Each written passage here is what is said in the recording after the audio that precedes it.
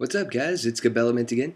Um, I just kind of had a little weird idea, I guess, and it deals along the lines of panda bears being an endangered species. And I'm trying to figure out why until I started looking at pictures of them. And I noticed one thing: they all look alike. Now, I know it sounds crazy, but think about this.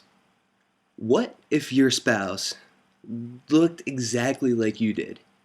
Would you still be as interested in trying to breed and keep your species going on?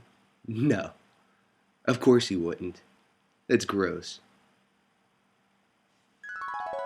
Hmm.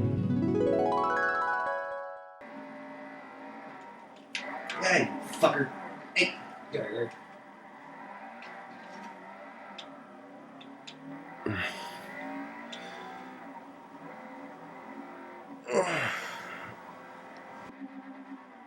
Oh, hey, babe. You up? Breakfast is in the kitchen. Love you.